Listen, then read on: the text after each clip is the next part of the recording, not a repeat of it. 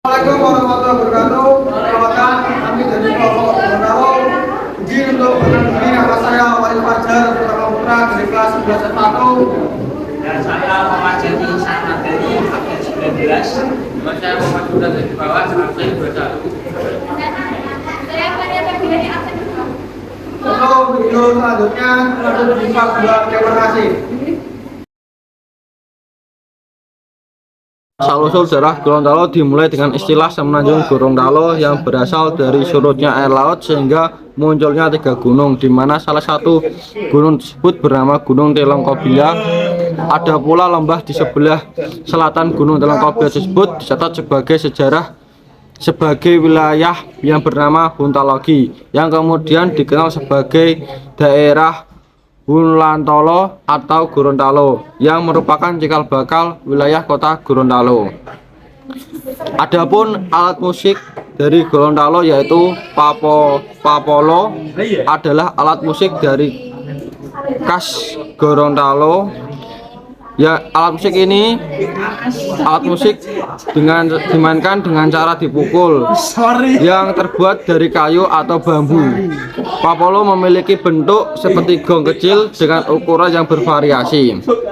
Selanjutnya ada alat musik gabus. Alat musik ini merupakan alat musik tradisional dari daerah Gorontalo. Gabus dimainkan dengan cara dipetik. Gabus memiliki bentuk mirip dengan ukulele. Selanjutnya, wujud budaya senjata tradisional. Yang pertama ada baladu, senjata yang digunakan perang panipi. Baladu merupakan senjata berjenis keris yang memiliki bilah lurus dan bermata dua dengan ukuran sekitar 40 cm.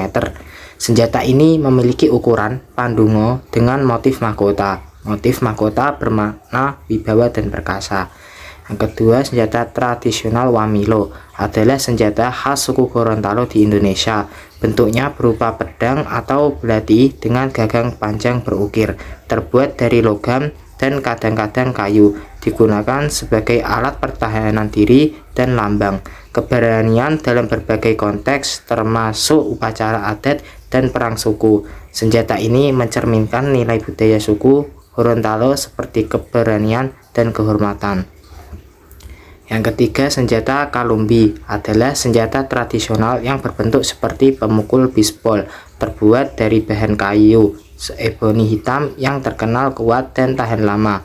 Memiliki panjang 50 cm dengan berat 3 kg. Senjata ini hanya digunakan oleh prajurit terlatih dengan cara mengayunkan untuk memukul. Lalu wujud budaya makanan tradisional di Gorontalo yaitu yang pertama kue karawo. Salah satu kue kering yang terkenal sebagai makanan khas daerah Gorontalo adalah kue kerawang atau karawo. Selain memiliki rasa yang enak, kue karawang memiliki ciri khas yaitu motif bunga yang berada di atas kue. Yang kedua ada ayam iloni. Ayam bakar tradisional Gorontalo secara tampilan hampir sama secara ayam bakar biasa. Namun, secara rasa ayam ini berbeda karena dibumbui dengan rempah-rempah yang khas. Lalu, wujud budaya rumah adat Gorontalo.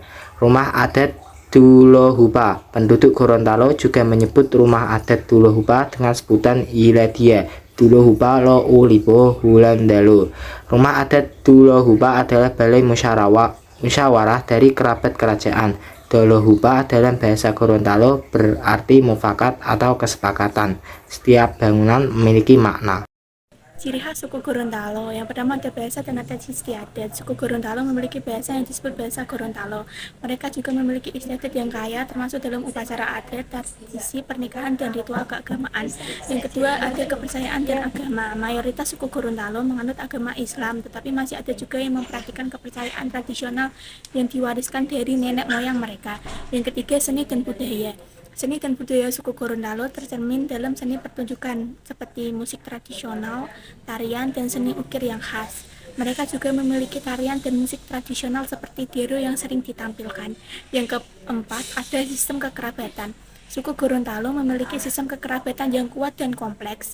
Keluarga dan hubungan kekerabatan sangat penting dalam kehidupan sehari-hari. dan mempengaruhi. Yang kelima ada keramahan dan kebersamaan. Suku Gorontalo dikenal sebagai masyarakat yang ramah dan bersahaja. Mereka memiliki tradisi kebersamaan yang kuat dan sering mengutamakan kerjasama dalam berbagai kegiatan masyarakat. Dan kemudian ada ancaman yang dihadapi. Ancaman yang dihadapi ada 4, yaitu yang pertama adalah hilangnya tradisi budaya lokal karena pengaruh globalisasi. Dan kedua itu adalah penurunan jumlah populasi akibat migrasi ke kota-kota besar. Dan kemudian perubahan iklim dapat mengancam keberlanjutan sumber daya alam menjadi sumber kehidupan tradisional suku Gorontalo, seperti pertanian, perikanan, dan yang lainnya. Dan yang keempat yaitu kurangnya terhadap akses pendidikan, layanan kesehatan yang berkualitas, dan dapat menghambat kemajuan kesejahteraan masyarakat suku Gorontalo. Dan kemudian ada upaya untuk meningkatkan suku Gorontalo.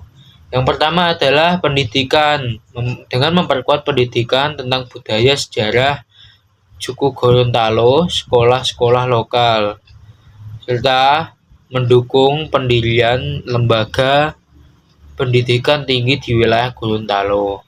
Dan yang kedua adalah pengembangan ekonomi, mendukung pembangunan infrastruktur dan ekonomi di wilayah Gorontalo dengan meningkatkan kesejahteraan masyarakat termasuk pelatihan keterampilan dan pembukaan peluang usaha.